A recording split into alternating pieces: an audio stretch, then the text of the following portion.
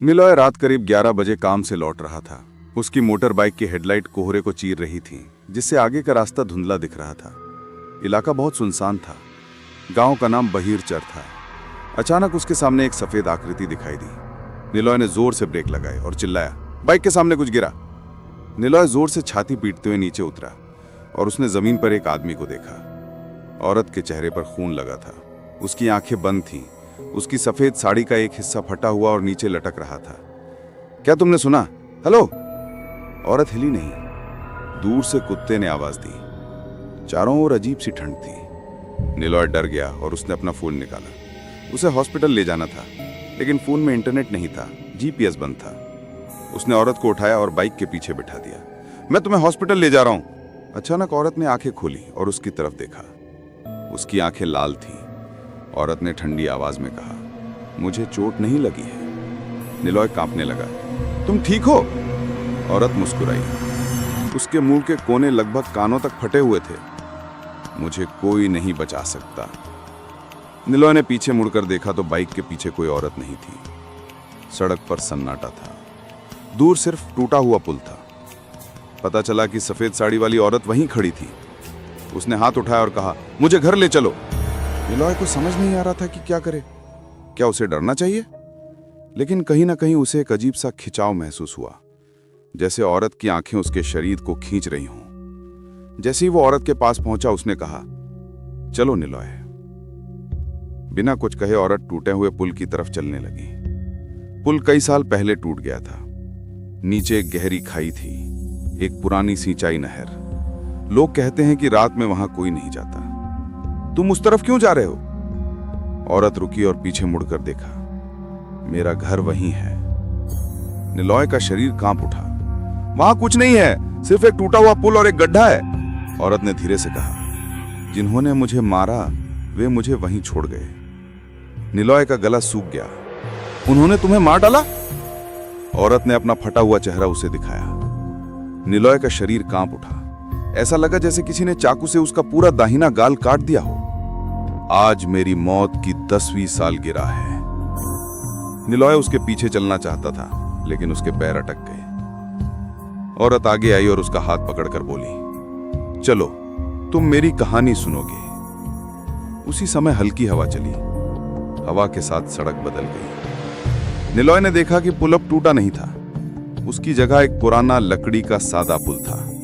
दूसरी तरफ कुछ घर, रोशनी की चमक, लोग चल रहे थे।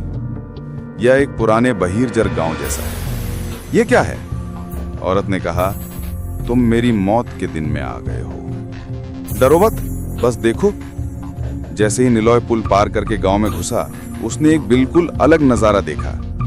यह 10 साल पहले की जिंदगी जैसा था। लोग फावड़े लेकर नहर में काम कर रहे थे। हर घर में लालटेन जल रही थी। औरतें दूर कोहरे में चल रही थी। वह औरत जिसके चेहरे पर न खून था और न गाल पर कोई कट, निलॉय के बगल में खड़ी थी। मेरा नाम नजमा था। जिस दिन मेरी मौत हुई, मैं उस इलाके में नर्स का काम करती थी। मैं एक बच्चे को बचाने के लिए दौड़ रही थी। नजमा ने मुझे गांव में एक छोटा सा घर दिखाया। इस घर में एक बच्चा मर रहा था। खबर सुनकर मैं दौड़ी हुई आई। तभी गांव के 3 आदमियों ने नजमा को बुलाया।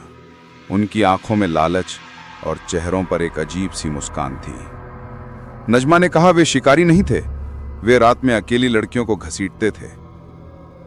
निलॉय ने देखा कि 3 आदमी नजमा को जबरदस्ती टूटे हुए पुल की तरफ घसीट रहे थे। नजमा चिल्ला रही थी, मुझे जाने दो, मैं काम पर जा रही हूं। किसी ने नहीं सुना। उन्होंने नजमा को पुल के ठीक बीच में पकड़ लिया। उन्होंने एक चाकू से उसका चेहरा काटा, दूसरा सीने में, और फिर उसकी बॉडी नीचे खाई में फेंक दी। निलॉय ने डर के मारे अपनी आंखें ढक ली। औरत नजमा ने शांत आवाज में कहा, मैं कुछ नहीं कह पाई। मुझे कोई नहीं मिला। गांव में किसी को नहीं पता कि मैं कैसे मरी।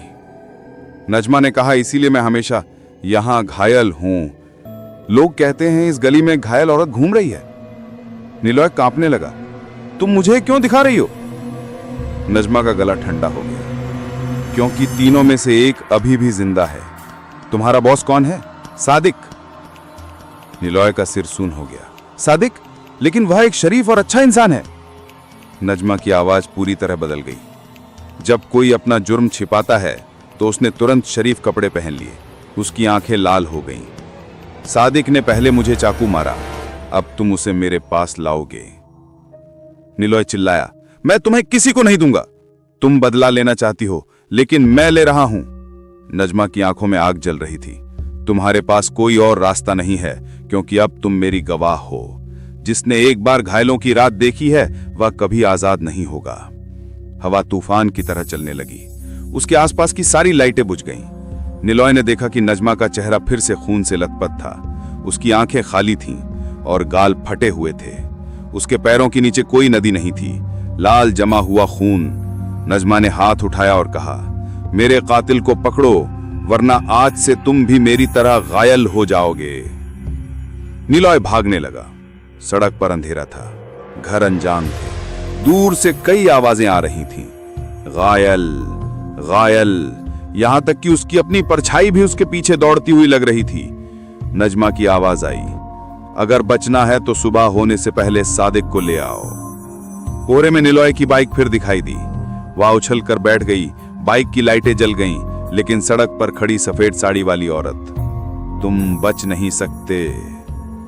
निलॉय ने अचानक नजमा का खून से सना चेहरा उसकी बाइक के पीछे देखा। उसने उसके कान में फुसफुसाया, याद रखना, जो घायलों को नहीं बचाते वे भी गुनाहगार होते हैं। बाइक बुझ गई। चारों तरफ अंधेरा।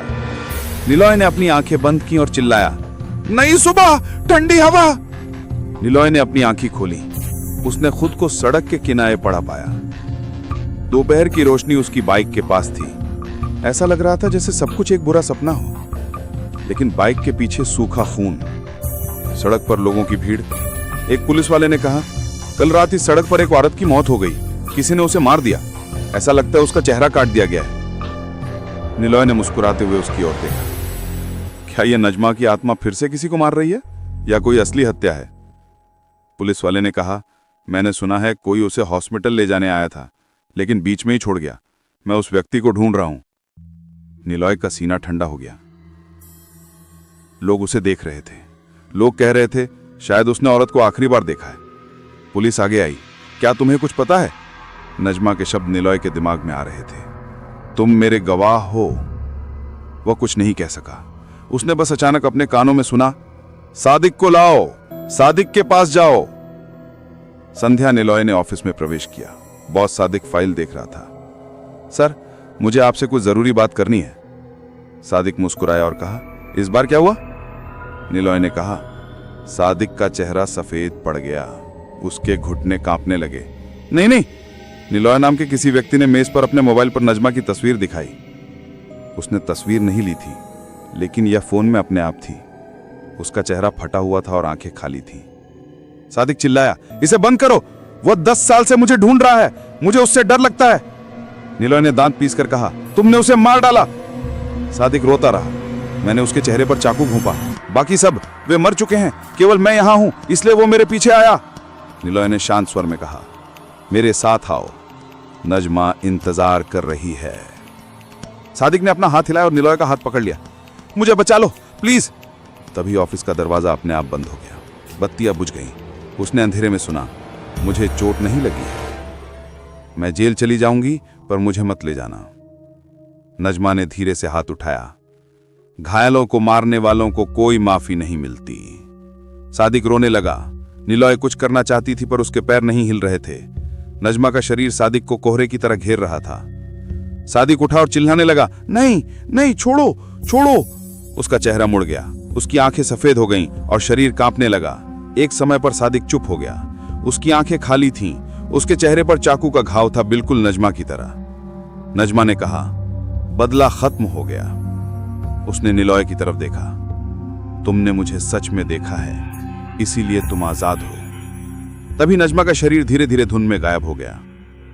आखिरी फुसफुसाहट सुनाई दी, अगर अन्याय देखो तो चुप मत रहना, वरना तुम भी घायल हो जाओगे। अगले दिन सादिक की मौत को हार्ट अटैक बताया गया। किसी ने उसे उसके चेहरे पर निशान के बारे में नहीं बताया। निलॉय ने अपनी नौकरी छोड़ दी और फिर कभी बहिर्जर गांव नहीं गया। लेकिन कभी कभी जब वो रात में जागता तो सुनता, तुम मुझे बचाना चाहती थी, याद रखना, घायल कभी हारते नहीं। अपने कमरे के कोने में गीली आंखों वाली सफेद साड़ी पहने एक औरत, निलॉय जानती थी कि नजमा चली गई है, लेकिन घायल अभी भी वही है।